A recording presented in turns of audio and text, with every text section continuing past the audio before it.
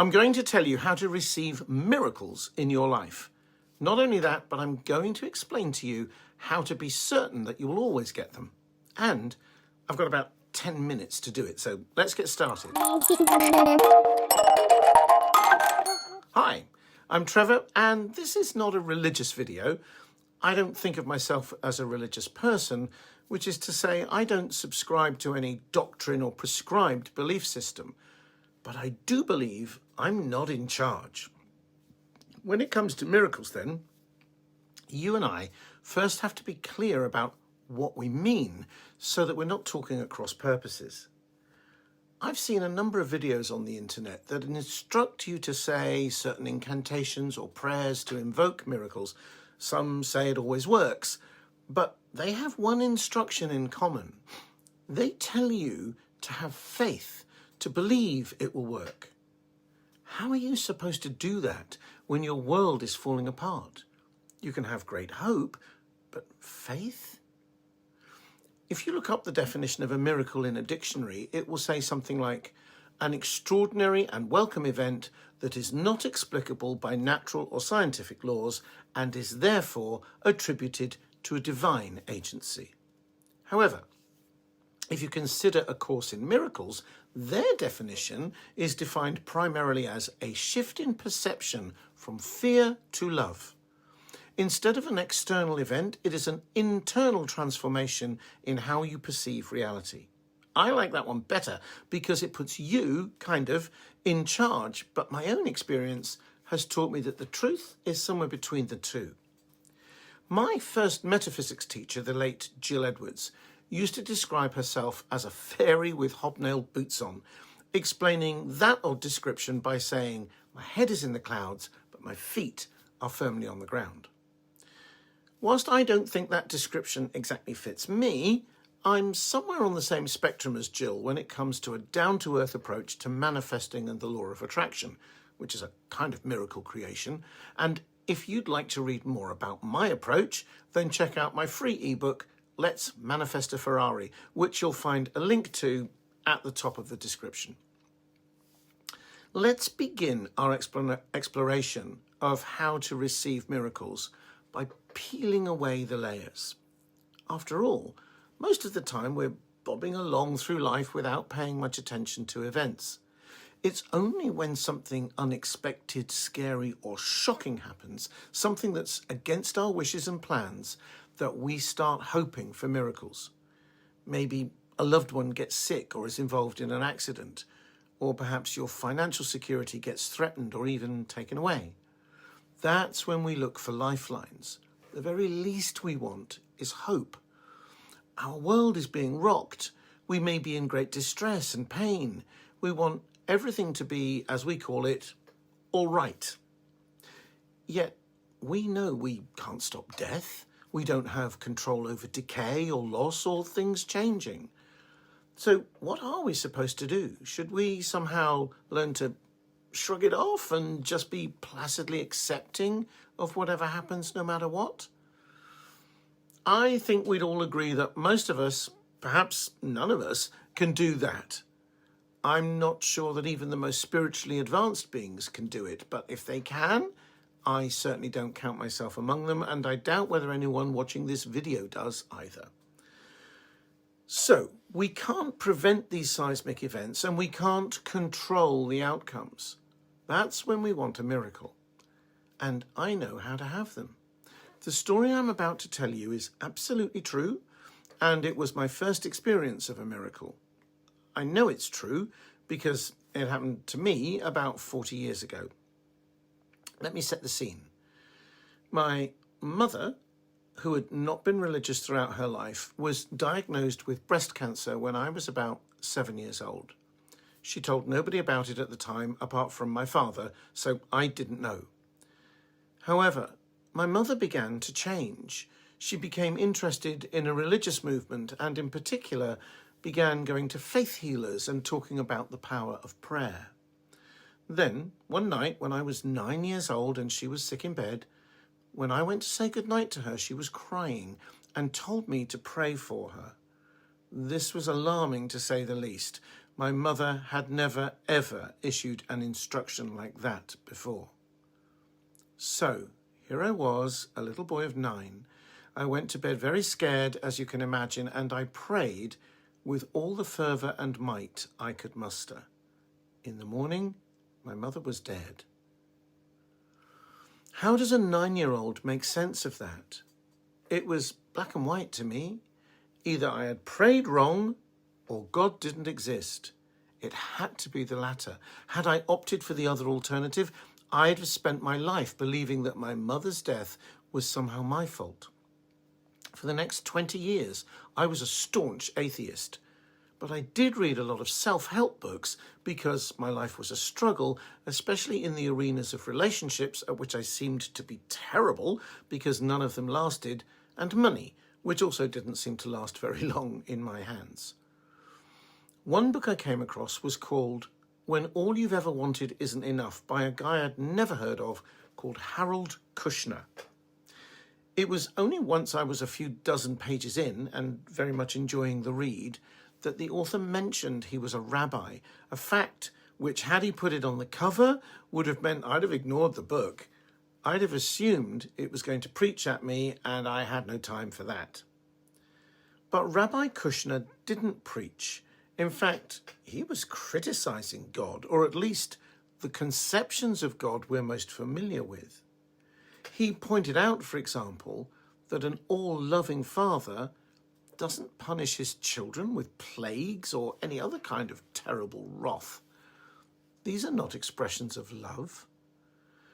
Rabbi Kushner said that our depictions of God were either of a very hands-off God or a tyrannical one, neither of which he could accept. Wondering how on earth a man of the cloth was going to resolve this, I kept turning the pages, and that's where I found out how to have a miracle. And I had one. Kushner pointed out that we're not in control. His example was seeing a plume of smoke rising from a building in your street as you're driving home. He said it would be no use at that point praying for the flames to be extinguished or leap to the house next door in case it was your house on fire.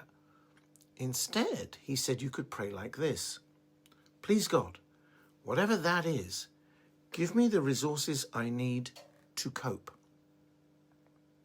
No sooner had I read that than my thoughts returned immediately to the night my mother had asked me to pray for her.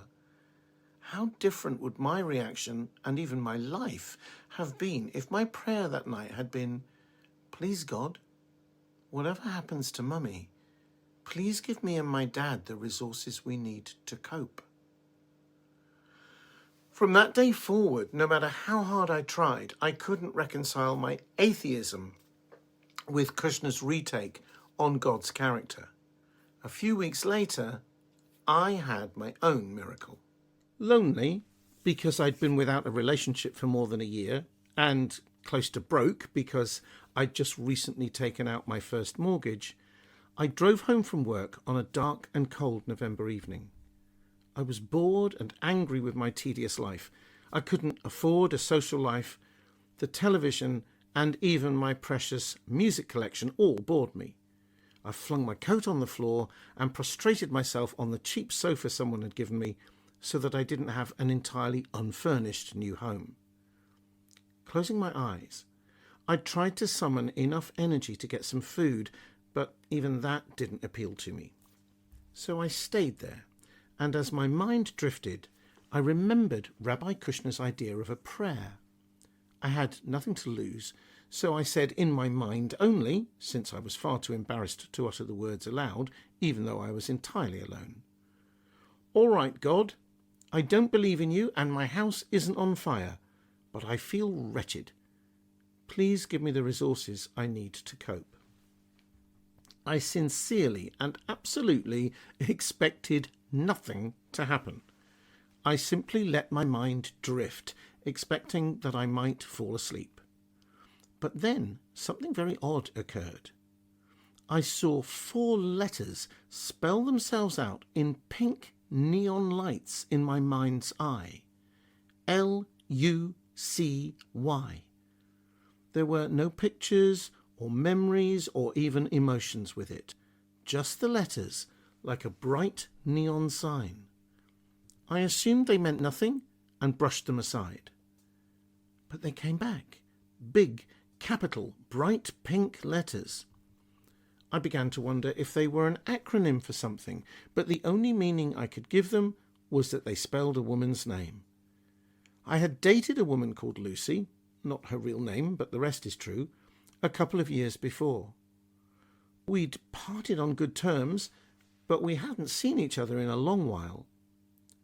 When the letters returned a third time, I decided I should take notice. Sitting up, I became a little scared. Was God talking to me? There was no meaning for the letters other than a woman's name, and if that was the answer to my prayer, then I needed to contact Lucy. Rummaging through some yet-to-be-unpacked boxes, I found an old diary and her phone number. Feeling extremely nervous and somewhat sheepish, I dialed her number. She answered, and she was really pleased to hear from me.